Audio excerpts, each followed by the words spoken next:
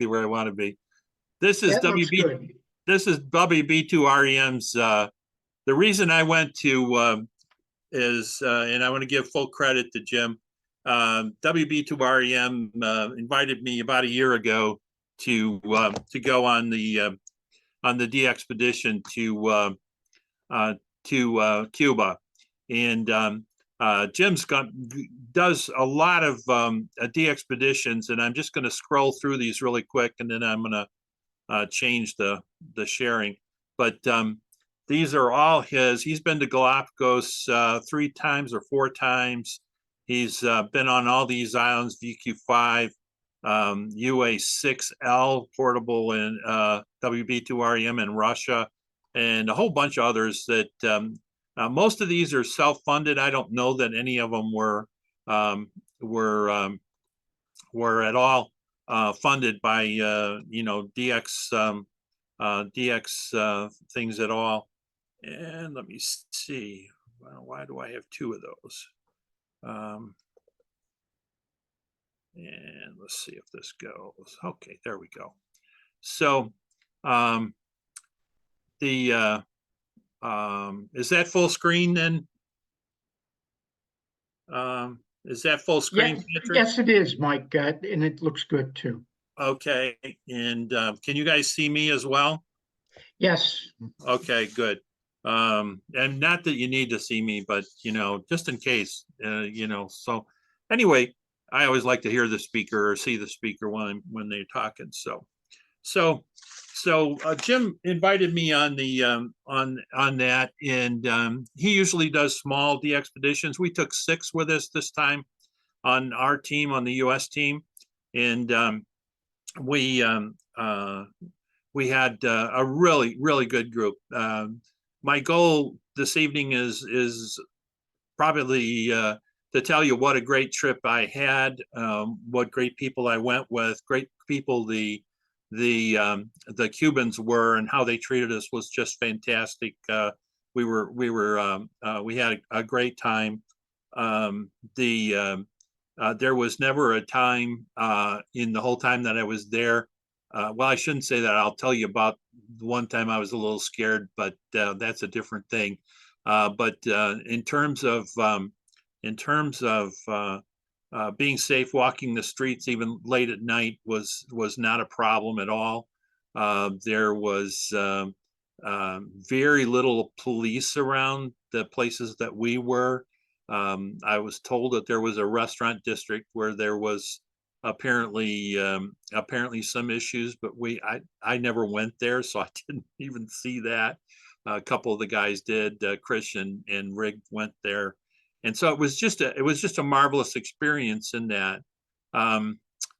Cuba is a very poor place, so I don't want to tell you that it's not, but I'll show you that a little bit later. I signed up to go to Cuba because I wanted to go before it becomes a tourist mecca. I think it's ripe for doing that down the road, and I thought I really wanted to do that.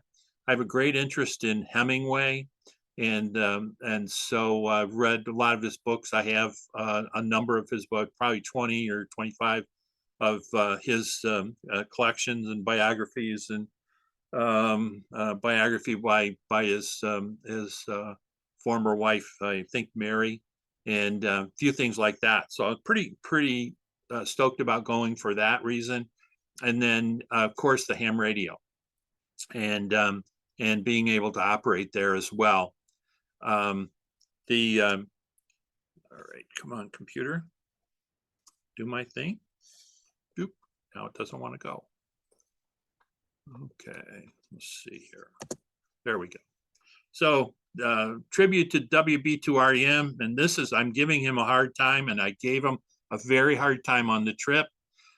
Jim liked to, in one of those flights that we took down there, Jim was going to sit in the same row as I was, but he opted to take his upgrade and left me in the cheap seats and sit in on going and coming. He got upgraded, so he left the rest of us in the steerage, if you will.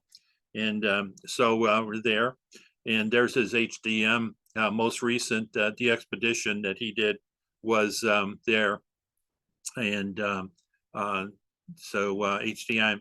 And Jim, I'm going to tell you right now and here is one of those operators who's he's kind of a terrorist on the air. And what I mean by that is that, you know, he doesn't want people giving him 2-letter calls or, you know, and he yells at people. He's one of those guys. He just really, you know, wants the rate. He wants to get his rate, and he's after his rate. When he's operating, he turns into this other guy, and he's really good at it. But he's really a good operator, and one of the best we had. But he doesn't take prisoners, and I thought that was interesting. Part of them I didn't see. I don't see on his net. He runs the 7163 net on every morning. They start on the East Coast about 4 o'clock their time. And I usually check into the net a little bit later, somewhere between 5:30 and 6 our time. So I'm way late into the group, but I have fun with them. And so that's how I kind of came to go. Getting to Cuba is kind of an interesting thing to do. We were really concerned because I only had, coming from Chicago, I only had about 45 minutes layover time between my flight from Chicago to Miami, because all flights go through Miami now to from the U.S. into Cuba. So if you can see my boarding card here, we were really concerned that 45 minutes wasn't enough time to go through to the Cuba desk and get checked in, which that was the process probably 2 years ago, 3 years ago. And so we were concerned about that. And so I flew into Miami the night before and stayed in a hotel, and then I was there in plenty of time the next day. And I put my boarding pass up there because that process had been streamlined, and the only thing I needed on my boarding pass was that little OK. See that little OK up there? I needed that, and there was no other process I needed to do to get through. So it was staying overnight was not necessarily necessary, because the people at American Airlines, they checked to make sure I had my visa and it was in order and filled out, and I did have that correctly filled out, and had done that online. And this is the visa that you get to go into Cuba. And before you get there, you actually have to have a invitation, or at least one of the ways to do it. We found out when we got home, I really didn't know this going, but that Rhodes Scholars has some tours going into educational things going into Cuba, so you can get there that way. But this was the invitation from the FRC, the Federation of Radio Aficionados de Cuba, and the FRC is that gave us an invitation. You'll see lists of names in there. Mine's of course on there, and Carol, and there's a few others on there that didn't go. They didn't either had to back out for health reasons, or Chris had to back out for some personal reasons, and he was very reluctant to do that. K1IDX, also VO1IDX, I think, as well. So he was not able to go with us, but we had a good trip. And we visited the FRC while we were there, and this was the pictures of that visit. The FRC is really a big radio club in Havana. It is the equivalent of ARRL, but certainly not on the scale. But the fellow on the right is Ricardo. Ricardo was and you'll see his picture a lot in my presentation, because he was our guide, and he's also the secretary of the FRC. So Iradia is the president, CO2TZ. You see his picture there.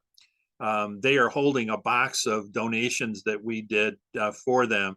And I bought a bunch of stuff.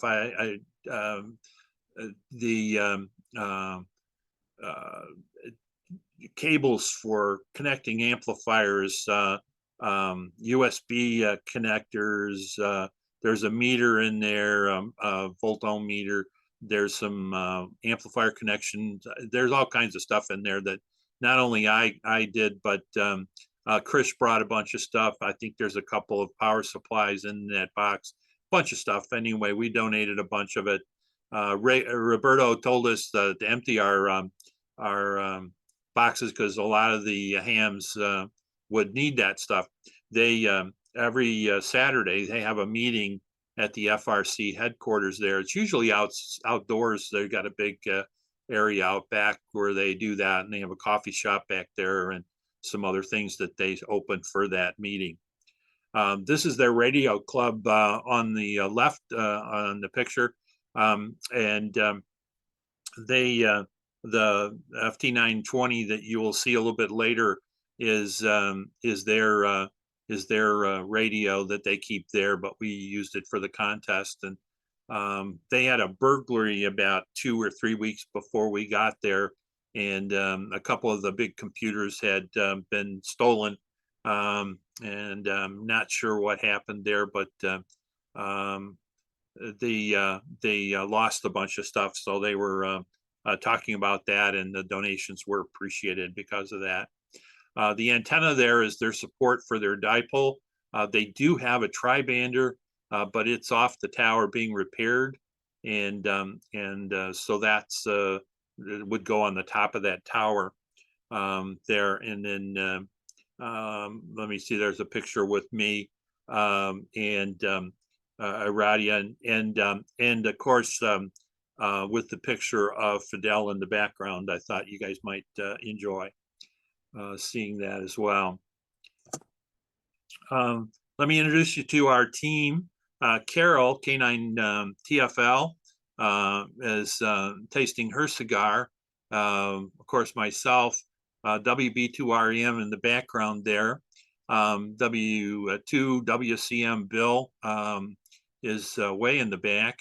And then our cigar guy, I can't remember his name, but he was absolutely wonderful salesman for his farm that we visited, and saw a lot of stuff about making cigars and drying the tobacco and all the good stuff. And he rolled one for us while we were there. And then there's Chris. You met Chris last month doing the program on the VU2s that or VU4 and VU7 D Expedition. And then Rig is actually, he's got a US call. I think it's AI8RD and or AI2RD. I'm sorry, he's from New York when he was living there. He now lives in Dominican Republic, and quite active down there. Very nice station, and likes to work contests as well as DX. So Rig, where's he? He's next to Krish there in the picture. This is the obligatory picture of luggage, and you know, you always have to have one of these on the D Expedition. On the way down, we had just a ton of stuff. I had a suitcase full of parts and power supply, and I had 600 feet of wire, 630, I think, feet of wire. You'll see that a little bit later. They needed that, and I had a roll of I had a 2,500 foot roll of cable that I took along, 18 gauge, wonderful antenna wire, and worked out great. And I'll tell you about that a little bit later as well. The big thing, we needed to get the IC 7300 through, and we needed to get VH hex beam, VHQ hex beam. Is that right? I think that's the name of the company. We had to get his hex beam, which is going to Roberto, and I'll explain that in a minute. But we made it through, but not before they didn't like something in my case, and so they took me to the back room of the Havana airport, and I was there with two ladies, so it wasn't a couple of mean-looking guys, but the two ladies took me back there, and they went through my stuff, even with the language barrier, because they spoke no English. I said power supply, and they said no handy talkie. I said no handy talkie, and they said okay, you can leave. And so I had to pack everything up, and I was out here, and this was after that experience. We had to wait a little while for the hex beam to get out of back there, but somebody in the process said that that was camping equipment, and as soon as they said camping equipment, we got it through, and we were good. Looked like a tent structure of some sort. So that's how we got it through, and we're all good. This is Roberto. Roberto is just an absolutely wonderful guy. Spent his whole 9 days or 10 days that we were there as our guide, and he ate breakfast with us most mornings, and he had dinner with us most evenings. And what we did for instead of giving Roberto a tip, we pooled our money, and we came up with, I don't know, probably close to $1,800 for him. And because people who had been to Cuba and visited Roberto before, who weren't going on the trip, decided to give money as well. So by the time we got all done with it, we had quite a bit of money, and Roberto came up for with I think $680 or $90 of his own money, which he had planned to spend a lot more, but he had asked Jim to bring the stuff down, the hex beam and the 7300, and it turned out that that Jim said, no, this is your gift from us, and he gave a list of everybody who had donated to the cause, and Roberto was in tears by the time we started opening up the 7300. He was not expecting that at all, and he earned his keep, no question, in my mind anyway. And so that's there, and there's Roberto looking at his new 7300, which we did use for the contest first, and then we do that, and then you'll see we got to visit Roberto's house, and this is a closet where he has his ham shack, and it is not much more than a closet, and you'll see that 73 sitting on his shelf there.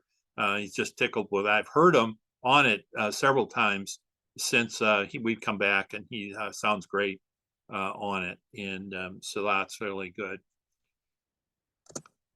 I always get questioned about the cars. If I say Cuba, somebody says, well, what about the cars? And the cars are everywhere, but these are not collector cars. I mean, in the sense that they look great. 57 Chevy, and I think that's a 57 Ford, I'm not sure, and a 54 Ford here, if I've got my dates right. Somebody can correct me if I'm wrong, but these were everywhere. Just gobs of them, but they are cabs. They're taxis for the tourists. You can hire one of these things for $25, and they'll take you on a tour of Havana, and you can be in the convertible. Now, I told you that there was one time when I really felt in danger, and this is it. This is that story. You can see Bill W2WCM and I standing next to that 59 Ford station wagon there, and you see that is there. Well, there's in context of going down the highway at 60, 65 miles an hour in 59 Ford with no seat belts is not a good experience after you've been in seat belts for almost my entire life. And so it was a little scary doing that, just going down the highway, bouncing along the highway in the suspension of this 59 Ford with not a seat belt to be had. And the metal dashboard didn't help either. This particular car is, you'll see the guy in the red shirt with this car is a 59 Ford with a Mitsubishi 4-cylinder diesel engine in it. And that diesel engine was pretty zippy. Actually could pull that thing along pretty well. And so that was kind of an interesting deal.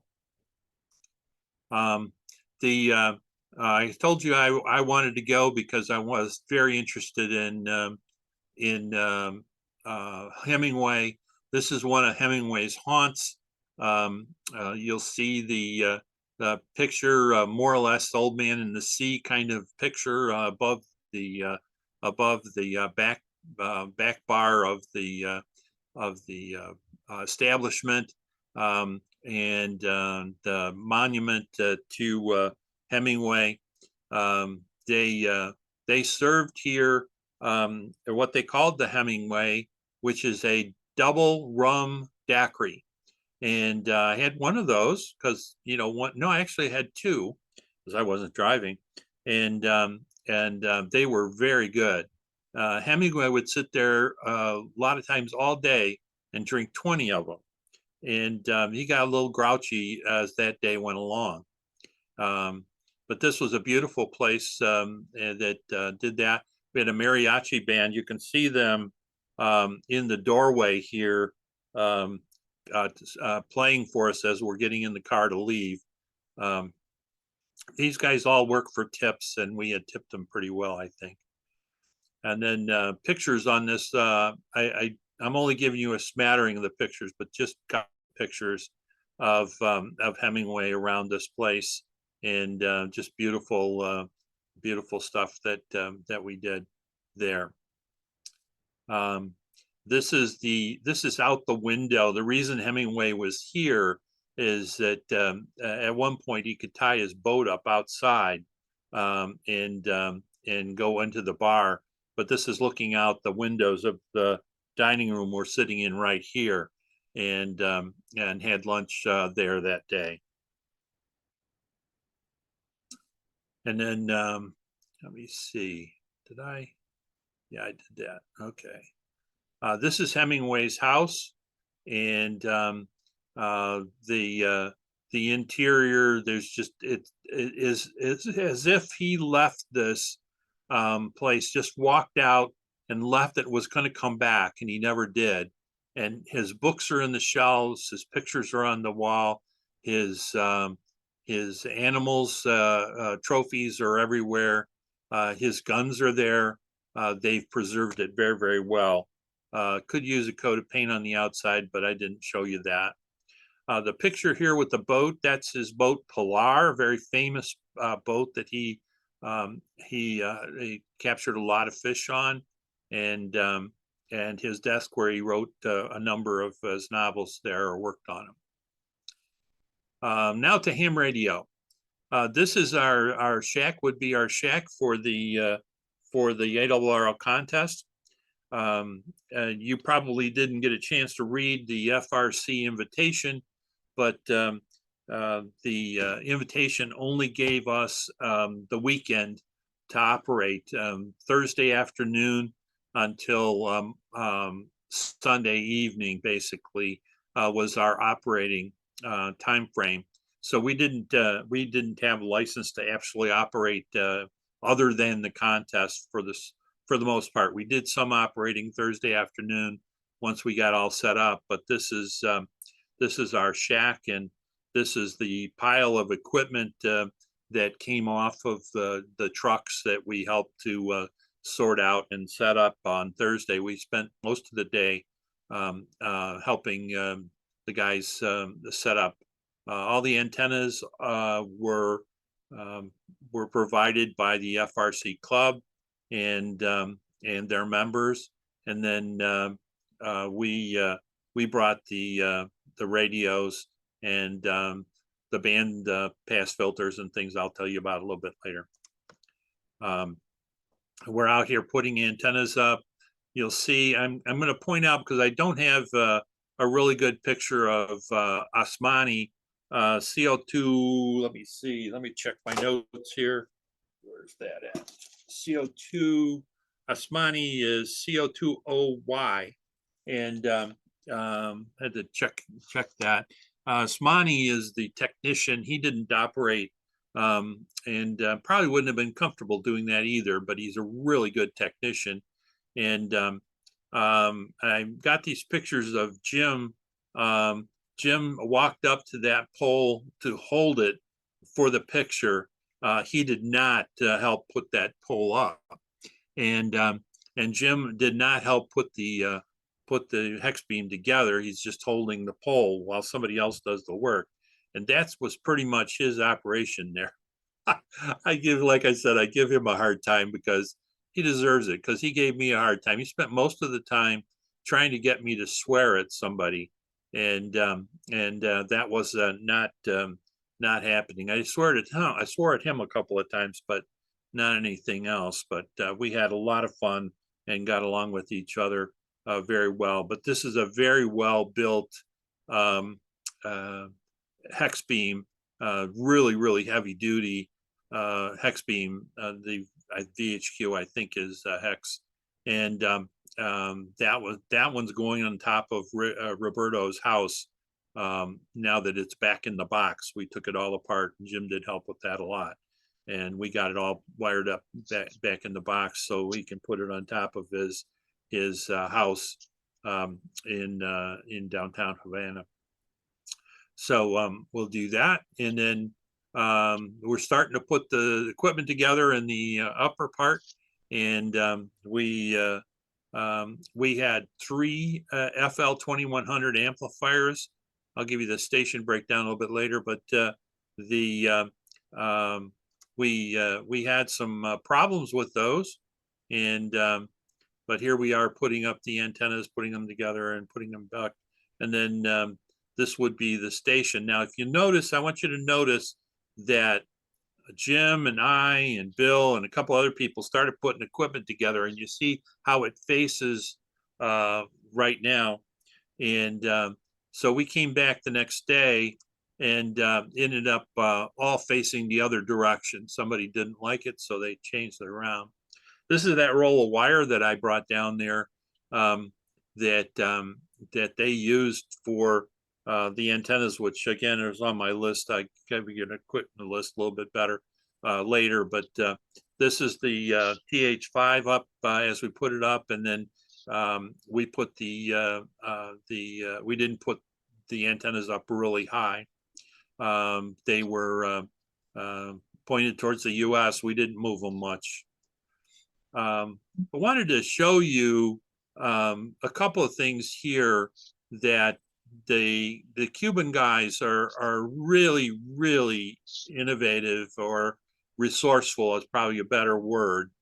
The left-hand picture is the wiring for the 110 from the and you see that knife switch there, which switches from the main system to the generator.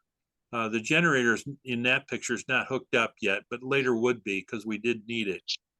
And that was kind of an issue later, but I'll tell you about that as we move along.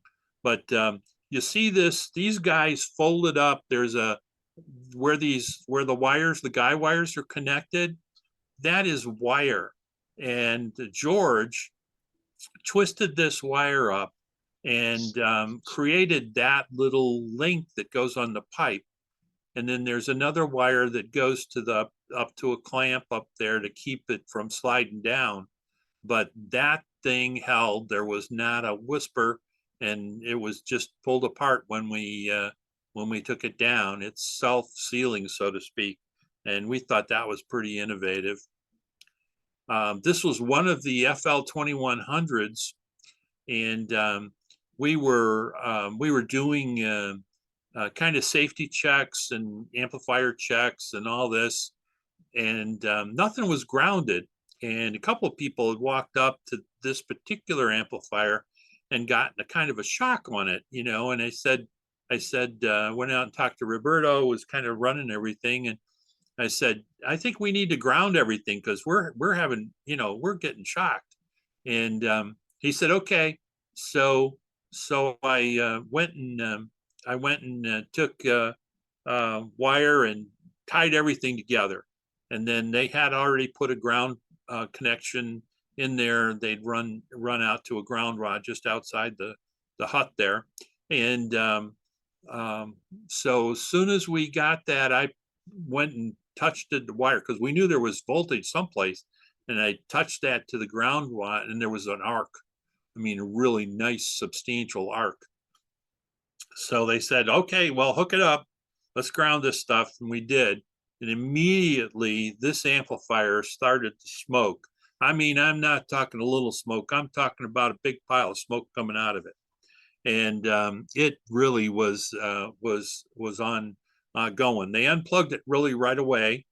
We were running those on 220, and we unplugged those right away. And Asmani took that amplifier away, and apparently one of these screws went down, as you can see, touched the metal and shorted it out. And he was able to repair that, and we used that amplifier for the whole contest, putting out 400 or 500 watts or so for that. So pretty interesting. Picture of the fuzzy picture over here is Asmani getting that amplifier to work. Funny story about him is that so we were having problems with the other amplifier. This was all on Thursday before we got to contesting, and he says, well, he says, I got to take the other amplifier in and get that fixed. And I looked at him. I said, well, what's wrong with that one? He just looked at me, he didn't speak much English, but he just looked at me and he said, same old shit. And got me laughing pretty hard, and Jim as well. We were just, you know, didn't expect that out of his vocabulary. This is our group, Save One. Christian, young guys in college, CO2KR, really good operator. George, CO2II. George is retired. I believe he was a radio engineer.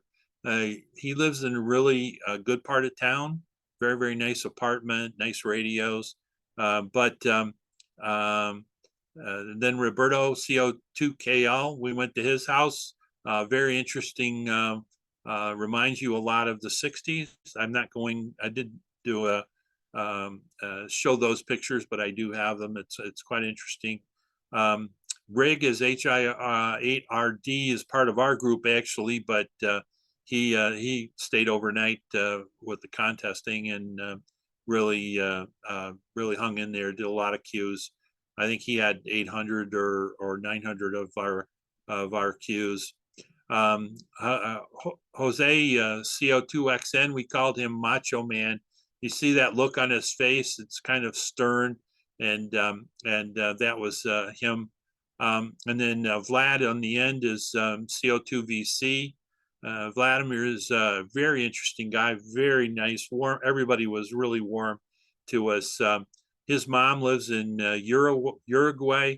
He's actually Russian, and most recently came from the Ukraine. And but he's been in Cuba a long time now.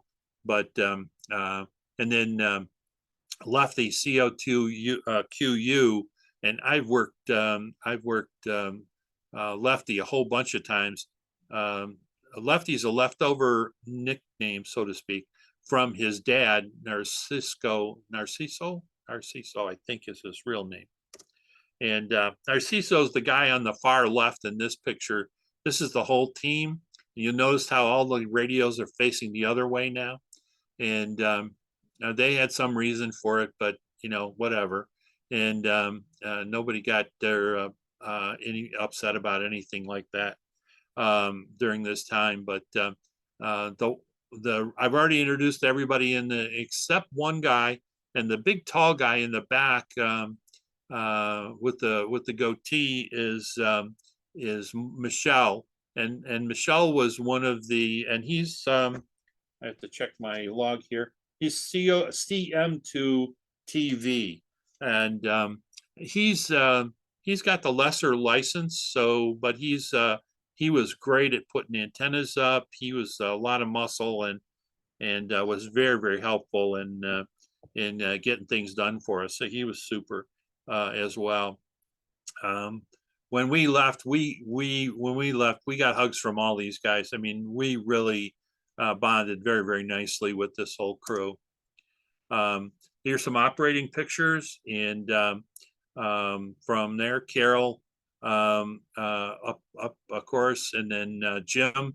You look how serious he looks, and at that point, and then Rick, HI8RD, and then Bill, W2 WCM is there, and then Jim, WB2REM is up there going at it too. There's some more pictures, and now these pictures mostly are Sunday afternoon. We were all there for that. We took turns doing the shifts.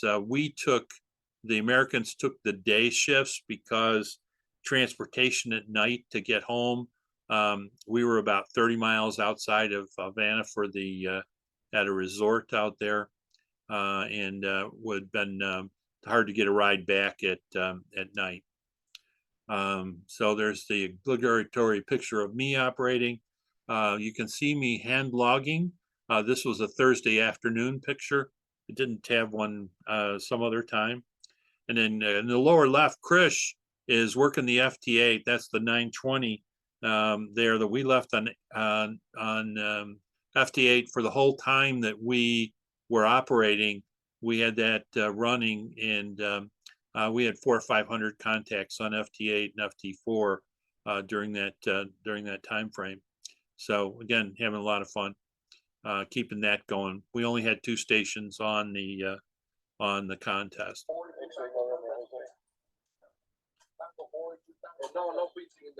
Can you hear the audio?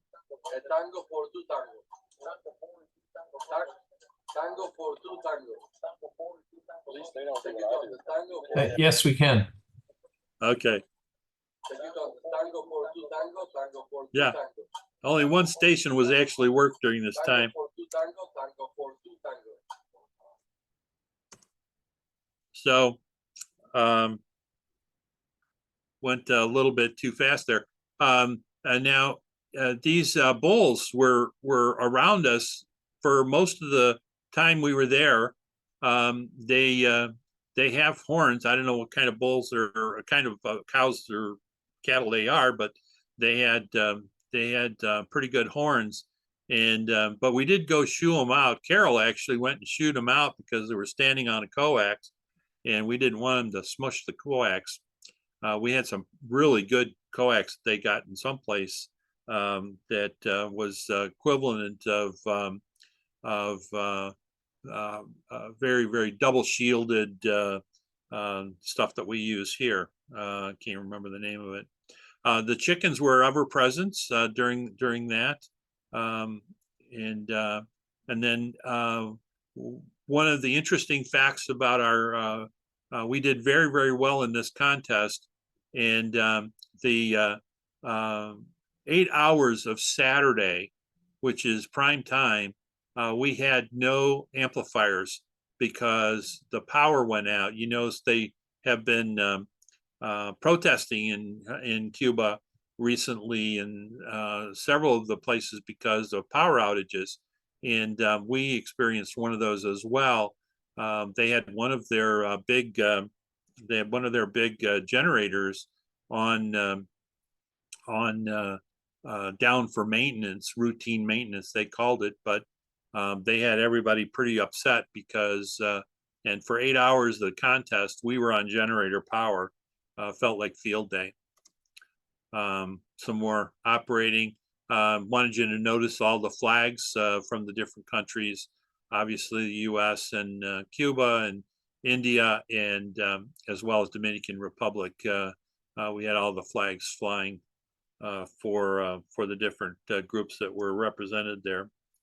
In case you thought we were all work and no play, there's during parts of this thing, there was Jim had just come off shift and he was laying there. Bill was resting while the antennas were going up, and Chris was doing the same. And the picture I put here in the middle is that's $100 of US converted to pesos at 300 pesos per dollar. 300 pesos per dollar. And so it's pretty crazy, the stack of money that you get. The ICOM 7300s, that one of them that we brought, one of them that Bill W2WCM brought his own radio with him. And then FL 2100s, they were Fs and Es, so they were the newer models, but they were crazy old. There was some rumor that we heard someplace that they had actually been in Angola at some point. I don't know, on a de-expedition or something. They ended up in Cuba. I'm not sure how that all worked, but that was the story. Then we had some Hamation multi-band bandpass filters that were very, very good. We had no problems with interference between the radios that I was aware of at any point. The bandpass filters worked well.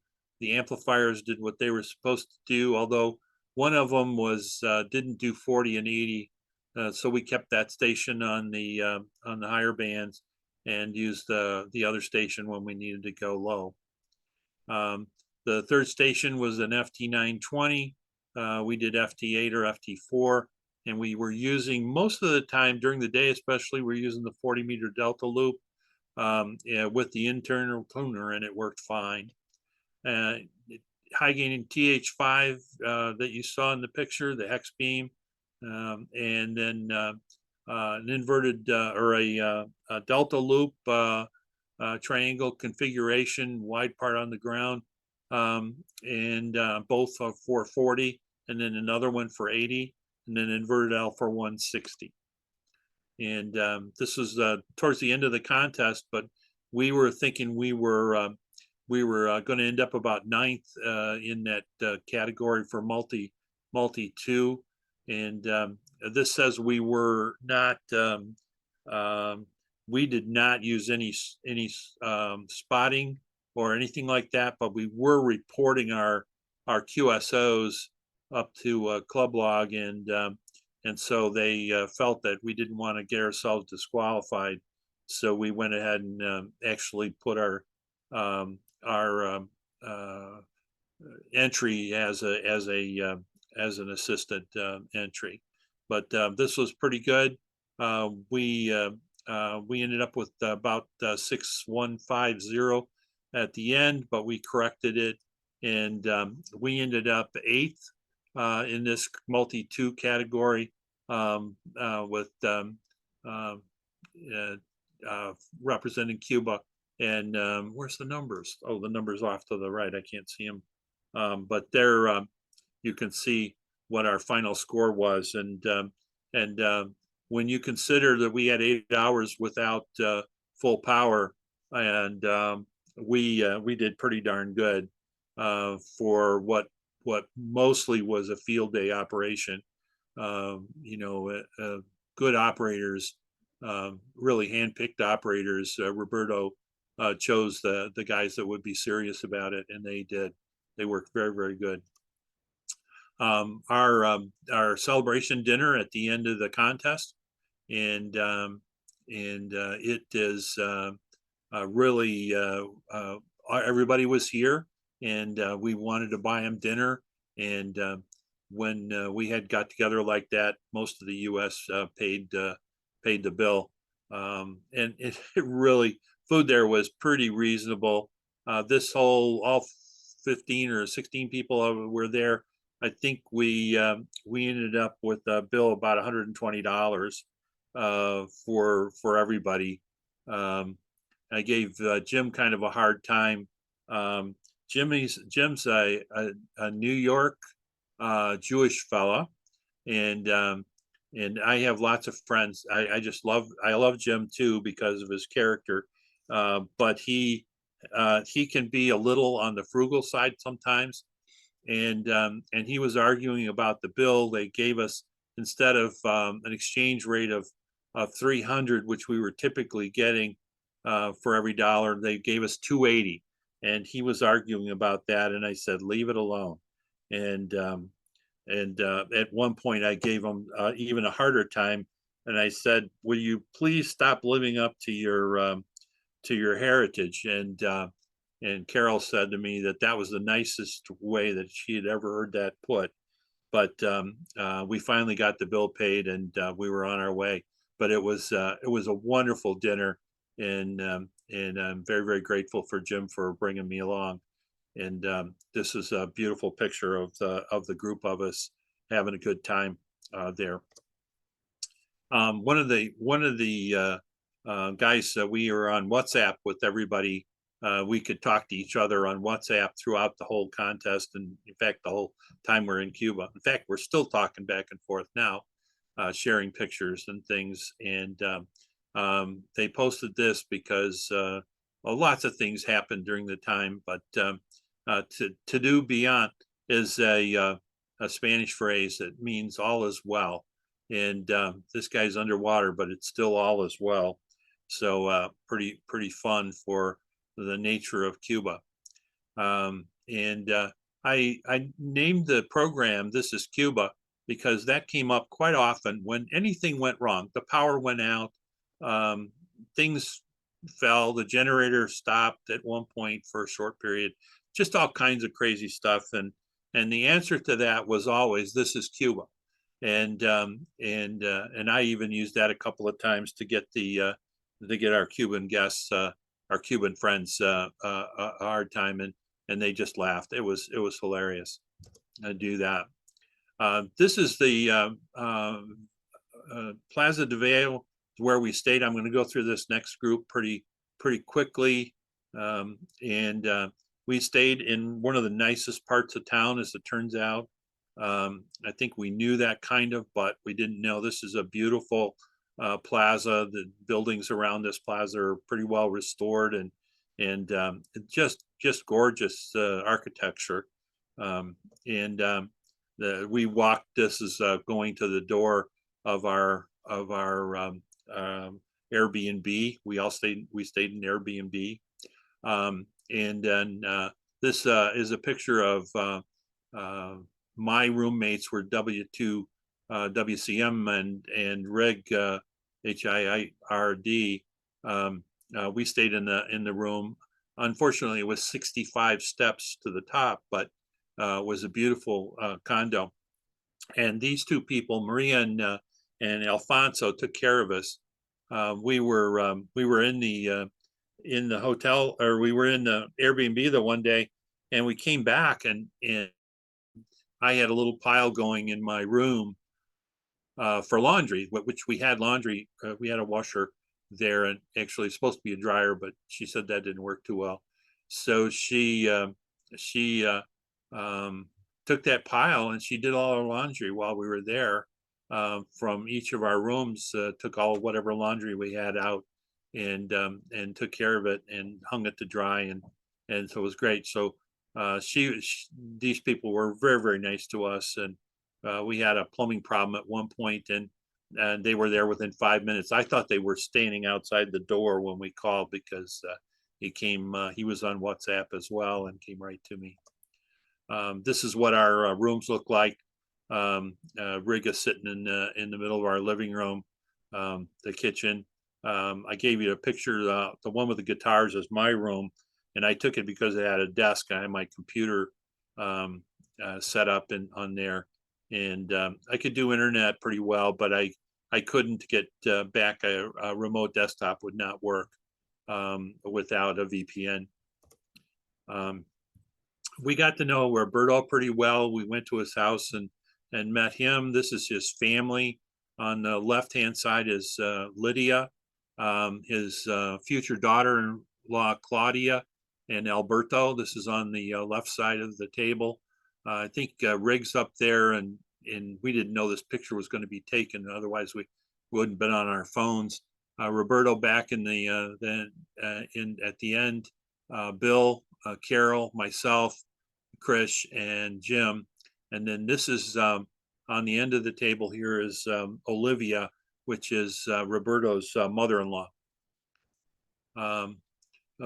We drank Cristal beer when we did. There were only a couple of kinds of beer, and the Cristal was pretty good. Very, I don't know what you would call it, pretty mild beer.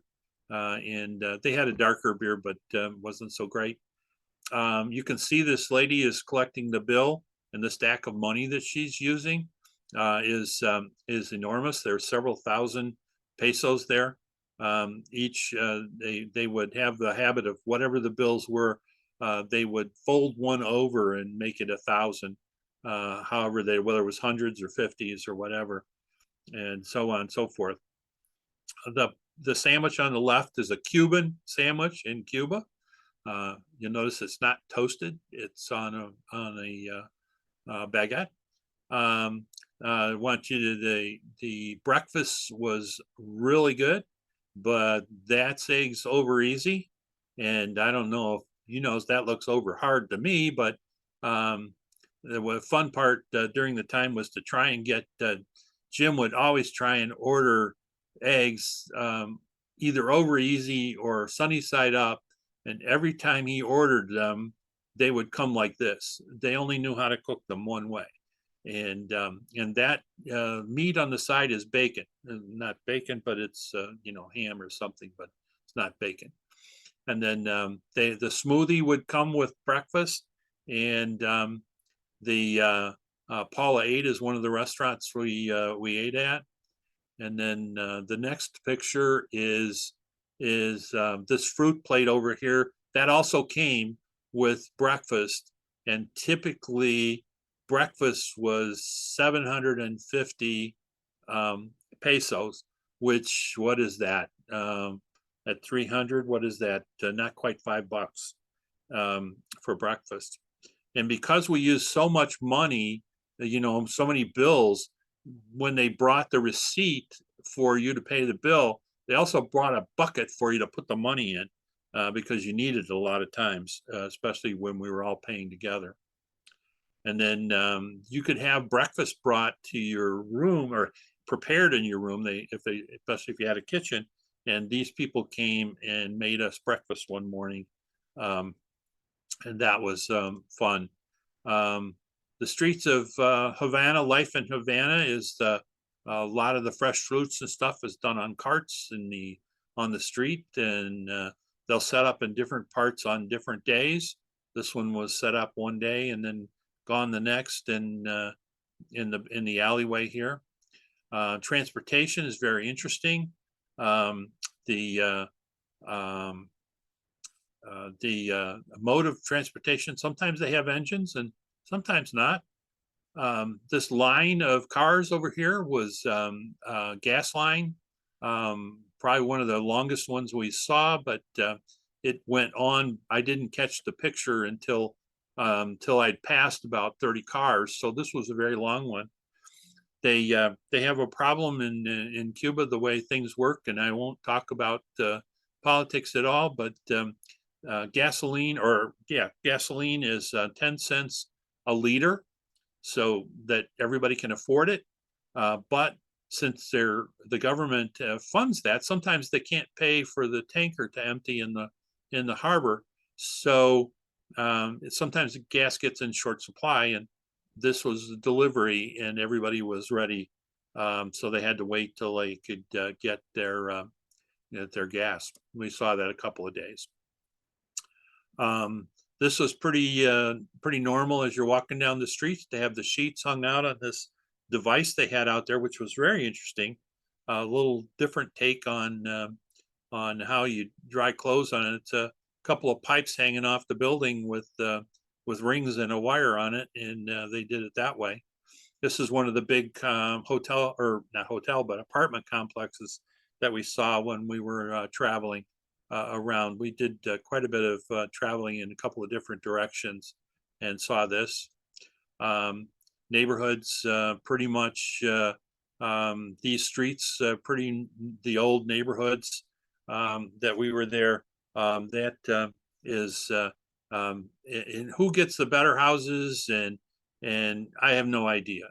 We didn't get into that, but some people were living a lot better than other people and driving better cars, but we don't know how that worked at all, and we didn't ask.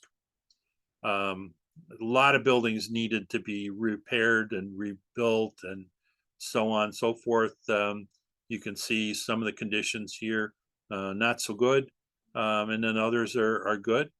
If you go to Cuba now, you can expect to see this once in a while. The story is that the garbage trucks don't have enough fuel to come and pick up all the stuff, so it doesn't happen as regularly as it needs to. We did see this cleaned up at times, so apparently they came sometimes, but it was kind of interesting. This building on the right was a pretty large building, but in shambles between two buildings that were great. So it's kind of interesting. And then you saw some beautiful stuff. The harbor here, very, very modern harbor, and very, very nice. They did like President Obama. If you remember, President Obama opened up cruises to be able to go there, Americans to travel to Cuba during his presidency. And that all changed with the next president.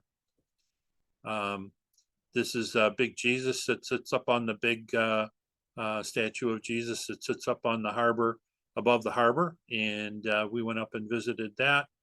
And across the way is a building named for Che Guevara, which is a big hero in Cuba. And then again, a shot of the harbor. This is the this particular palisade, promenade is the right word, goes from the palace, or from the Capitol, I should say, to the ocean. It's just absolutely stunning. That I forget what that is made of, but it's like it was laid down new. It's just beautiful and in great shape, and people walking there all the time. Great architecture. That building in the middle is just wonderful, and then a monument to one of the heroes of Cuba is there. That particular building's right across from the building on the left here, which is the Revolutionary Square. Krish is, I wish I could remember. I'm not sure there was a plaque there even to tell us, but this particular fellow, if you grab his hand and his beard at the same time, it's supposed to bring you luck. I'm not sure the cigar that Krish has is necessary, but is there. And then some beautiful artwork on the street as we're walking along. Jose Foster is a artist that does this work, and he had his house totally done in this, and he's done in the neighborhood in this as well. This particular picture in the neighborhood with all the foliage on the right is just a park in the neighborhood about 2 blocks from where we were staying. This was beautiful, nice quiet area for families to go. Here's some funny business at the Foster home, and the guys are imitating the ears. You can see me at one of the big sites that we went to see. Vanellis is a big park area that's just gorgeous valley, and the Capitol, we happened to go by there at night as we were headed to that final dinner, and this was just a gorgeous shot of the capital at night as well as during the day. And some funny business here with Carol, and the picture on the right where Jim was sitting. And I will not comment on that. But anyway, this fort, I believe it's called Dover Fort, is on the entrance to the Havana Harbor, and it's quite a sight to see. We didn't go inside, but we did drive by, and it was always a formidable look there. So I went through all this pretty quickly, and so that's my presentation. And I just kind of wanted to share, what I did here in going to Cuba. I was very excited to go, and very, very thankful for Jim. He's a great leader in putting these things together, and it cost me about I think $2,500, and there's probably about $400 or $450 or something more than it needed to, since I didn't really have to go to Miami early. I could have done it in the time that I had. I could get through there pretty easily without the shenanigans of staying overnight. But I did have a great evening dinner with Bill and Carol, so we had a great time together. I gave them a hard time too, and which is pretty typical of an Irish guy. You give people a hard time, but they were both pilots. Carol's was a pilot with UPS. Bill was a retired pilot from Delta, and they would get on these telling pilot stories, and when we were walking together towards dinner or from dinner or something, and I was like, you guys getting into that pilot shit again, I see. And we would just have a lot of fun with it. We're all very comfortable with each other and really, really enjoyed. And I think we'll become, we already have become lifelong friends, because I really enjoyed being with them. And hopefully you enjoyed my little tour of Cuba. So, and I don't know what the time is. How'd I do on time? I did okay, I guess. So any questions? I'd be happy to answer anything that I missed. Yeah, Mike, first of all, thanks for a great presentation. Very fascinating. Not quite on a radio topic, but you did mention it early in your presentation. Are the cigars all they're cracked up to be? Well, I'm not a person that can tell you that. Krish was on the hunt for cigars, and we just had a conversation this week about that, actually. And the cigars we brought home from the farm, we bought some cigars from the farm, and they were relative to what you can buy in Cuba. If you get the ones with branded, as they call them, they're supposed to be really good. Krish bought a variety of different kinds. I don't know anything about cigars, so I can't tell you. I sat there and smoked the one at the farm, and I thought it was very mild. And I'm not an aficionado at all, but it was very pleasant and not so harsh. That I've had somebody will bring me one or something, and I've said that they've been really harsh and they have a bitter flavor. And the guy from the farm says, yeah, that's because they put the stems or something in them as well, and that gives them a bitter taste. And if you take all that out before you wind them, roll them up, then you will not have that problem. So Krish said that the Monte Cristos that we can get here, it's a lot of them are made in Dominican Republic, which according to Rig was telling us that they've stolen a bunch of the cigar makers from Cuba that now live in Dominican Republic.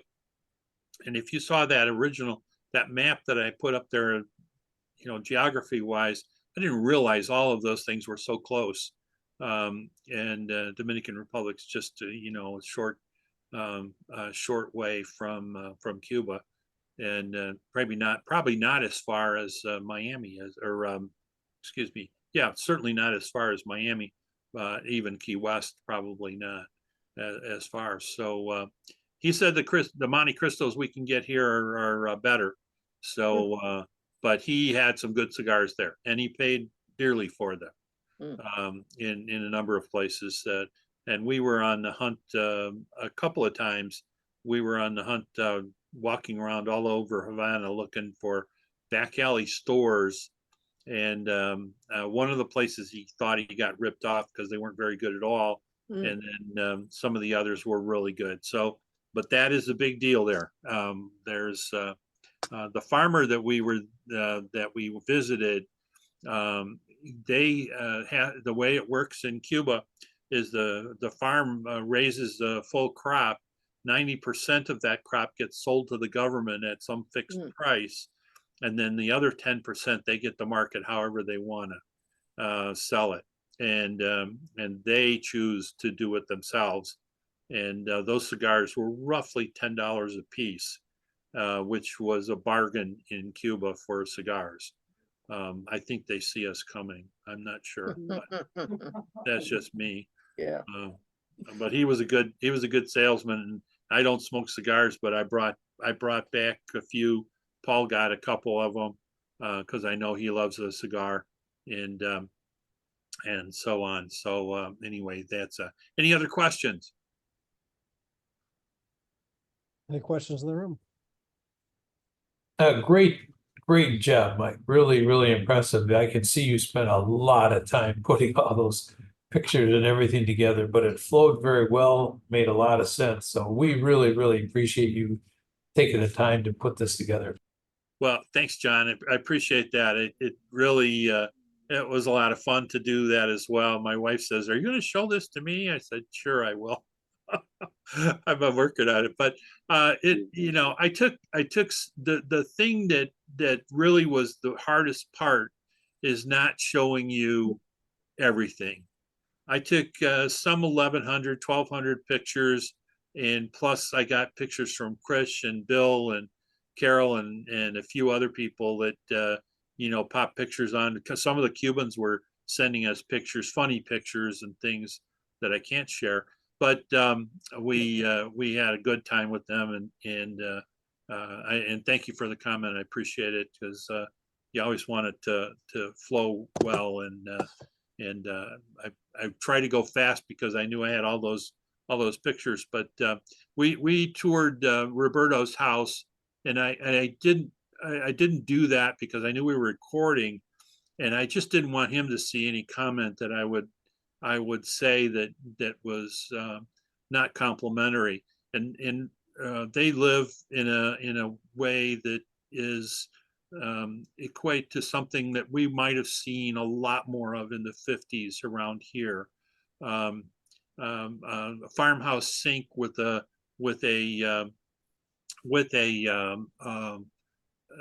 curtain underneath it, if you remember what those were back in the day. Some of us do.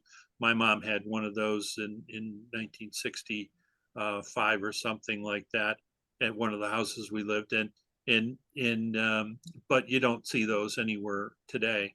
There was a lot of people live in a very, very poor way there.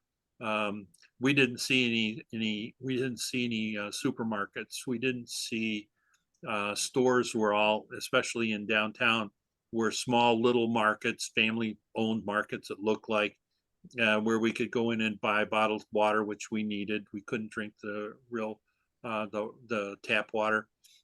Tap water there only is on every other day, so every house has big water tanks that on the roof of their house that they pump water up into, and then they have water every day, of course, but it's not potable water. They have to boil it, and the electricity gets shut off periodically.